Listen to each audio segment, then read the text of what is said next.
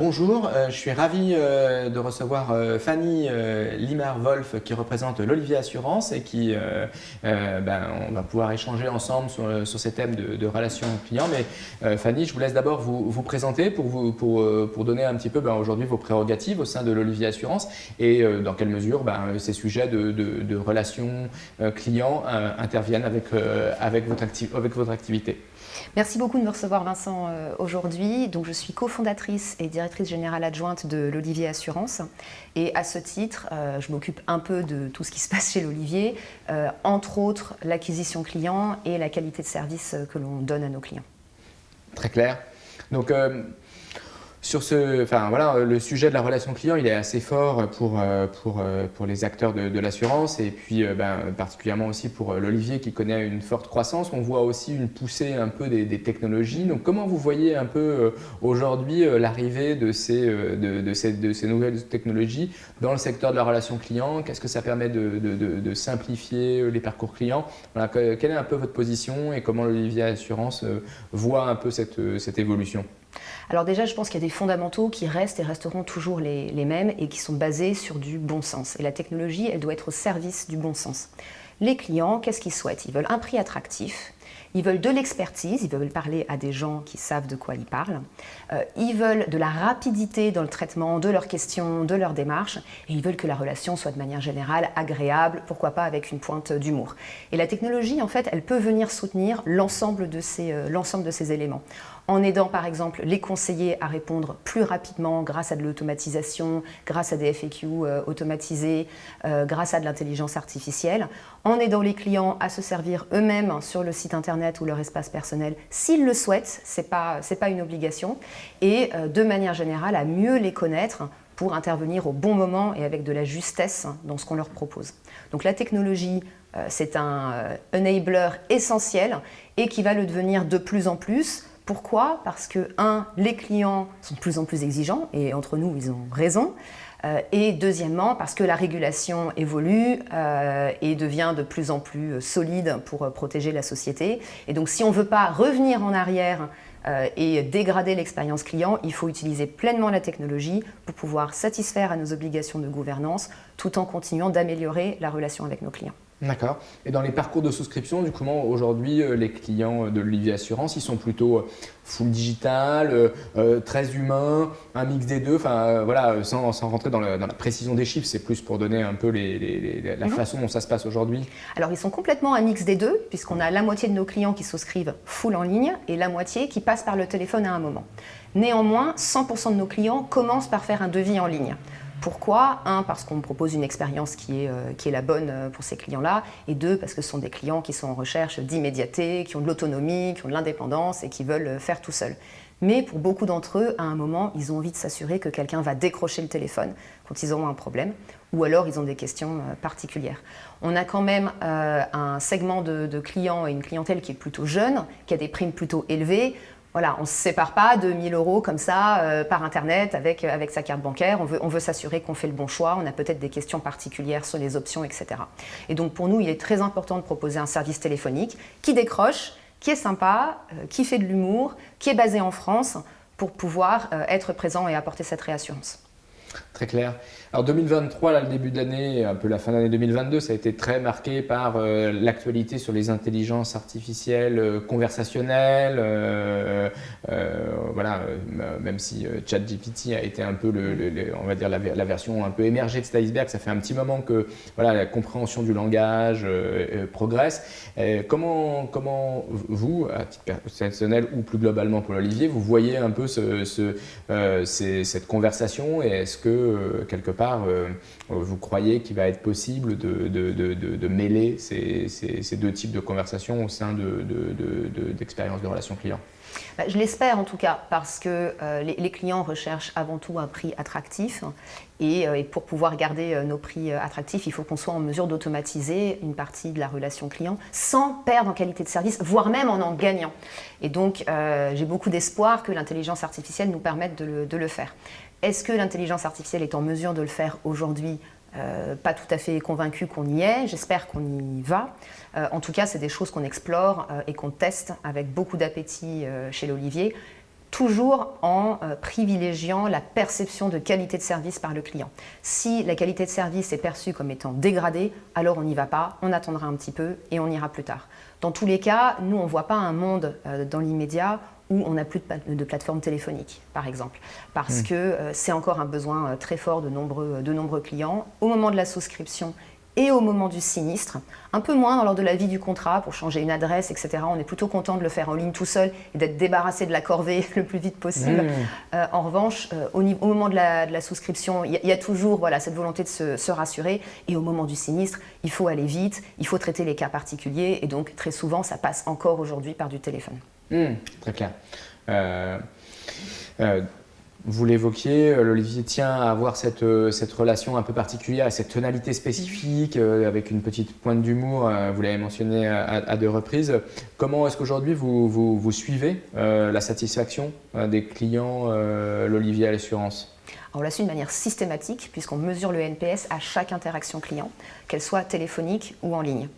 En plus de ça, on interroge des échantillons de nos clients tous les mois pour savoir comment ils perçoivent de manière générale notre qualité de service. Et donc c'est très intéressant parce que, par exemple, chaque interaction téléphonique est suivie d'une enquête NPS. Et donc chaque téléconseiller peut suivre en temps direct l'appréciation du client sur le service qu'il ou elle a fourni et donc peut ajuster en conséquence et faire mieux la prochaine fois.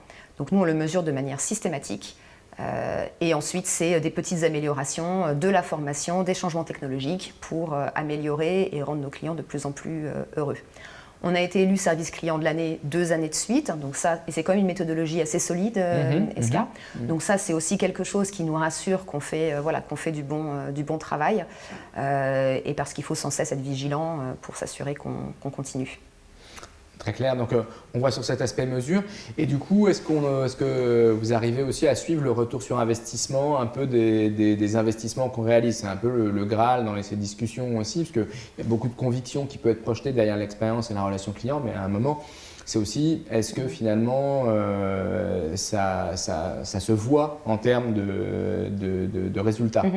Alors oui, ça se voit tout à fait. Et quelque part, c'est soutenu par le bon sens. On peut imaginer qu'un client qui est content de la relation avec son assureur va lui confier davantage de produits, va rester chez l'assureur plus longtemps. Quelque part, va lui laisser une chance de plus quand parfois il y a un petit raté, ce qui peut arriver dans une relation qui est longue et soutenue. Donc oui, nous, le ROI, il est très clair. Nos clients à NPS le plus élevé sont nos clients qui restent le plus longtemps, qui nous confient davantage de risques à assurer.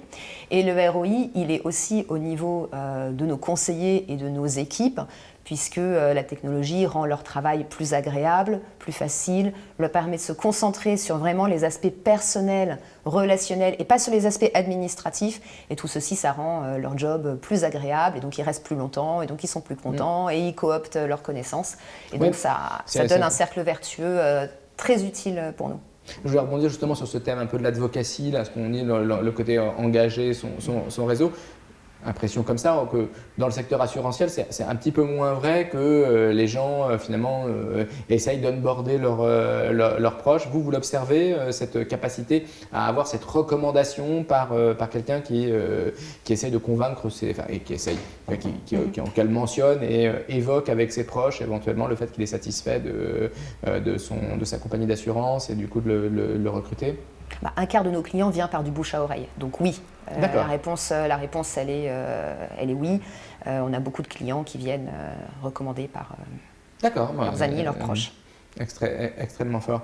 Et du coup, un peu, soit à titre personnel, soit au titre de l'Olivier, un peu vos convictions sur les évolutions et sur les chantiers un peu qui vont arriver dans le domaine de l'expérience et de la relation client dans le secteur assurantiel. Qu'est-ce que vous voyez arriver? On est encore un peu au temps des prédictions, on est en début d'année. Je pense qu'encore une fois, il ne faut pas perdre de vue le bon sens. Si la technologie ne nous permet pas d'améliorer le prix ou l'expertise des conseillers, ou la rapidité de traitement des demandes, ou je dirais le côté agréable de la relation, alors il ne faut pas y aller ou il ne faut pas y aller tout de suite. Mais je pense qu'on peut faire beaucoup de choses déjà aujourd'hui. Donc les choses qui vont venir, ça va être de plus en plus de digitalisation, de plus en plus de self-care, Parce que mine de rien, on peut faire, il y a beaucoup de clients, la majorité, qui pour les tâches administratives, type changement d'adresse ou type même rajouter une option ou changer de véhicule, sont ravis et ont très envie de le faire tout seul, à 21h s'ils le souhaitent, sur leur smartphone, dans le métro s'ils ont 10 minutes à tuer. Et donc être en mesure d'utiliser la technologie pour évacuer tout ça, c'est très important. La partie chat est conversationnelle. Le pourquoi est assez évident, pourquoi il faut le tester. Le comment est encore à améliorer. Donc nous, on en utilise dans certains cas de figure et on voit une amélioration de la relation client parce que cela nous permet d'aiguiller le client vers le conseiller qui va pouvoir lui répondre le plus rapidement et de la meilleure manière. Mais il y a encore beaucoup de travail à faire. Au final, il y a encore beaucoup d'appétit pour la voix. Et la technologie, ce n'est pas l'opposition entre le digital et la voix, c'est aussi comment est-ce qu'on améliore la voix de manière à pouvoir traiter davantage de demandes en moins de temps et avec moins de conseillers au téléphone. Très clair. En préparant cette interview, vous me confiez que vous étiez souvent expert sur les sujets de la voiture électrique. Est-ce que le changement du parc automobile et particulièrement le passage à la voiture électrique va, selon vous, avoir un impact sur le contact ou pas du tout? Ou est-ce que finalement, quel que soit le véhicule, finalement le rapport à son assurance va être exactement identique? On peut se poser des questions, c'est des véhicules qui sont peut-être plus communicants encore. Voilà, un peu, est-ce que vous avez un avis là-dessus? Alors c'est très intéressant que vous me posiez cette question parce que j'en discutais avec un journaliste ce matin justement. À l'heure actuelle, je pense que les conducteurs de voitures électriques n'ont pas accès à la même qualité de service que les conducteurs de voitures thermiques. Pourquoi ? Parce que, avec leur assurance. Parce qu'à l'heure actuelle, tous les garages ne sont pas équipés pour accueillir des voitures électriques. Cette information n'est pas systématiquement connue des assureurs et les pièces de rechange aussi peuvent mettre plus de temps à arriver. Résultat, quand vous avez un sinistre avec une voiture électrique qui nécessite des réparations qui ne sont pas juste de la carrosserie ou un changement de vitre, eh ben c'est assez facile de se faire, entre guillemets, balader d'un garage à un autre garage à un autre garage. Et donc, en moyenne, les réparations sont plus longues. Donc, je pense qu'aujourd'hui, les conducteurs de voitures électriques, ils perdent quelque chose. On ne les traite pas de la meilleure manière au niveau du secteur assurance en général. Ça va s'améliorer parce qu'aujourd'hui, c'est 1% du parc automobile, l'électrique, mais c'est 15% des voitures neuves. Donc, ça peut aller très, très vite et tout le secteur va maturer. En termes de la manière dont la relation client va se développer, je pense que là, on ne sait pas. Parce que certes, il y a l'électrique, mais il y a aussi plein d'autres choses qui se passent en parallèle. Il y a les voitures autonomes qui seront très certainement électriques. Avec quel degré d'autonomie? À quel horizon de temps? On ne sait pas. Il y a la manière d'acheter ces véhicules avec une pénétration du leasing qui est très très forte et donc ça fait intervenir les constructeurs, ça fait intervenir les banques.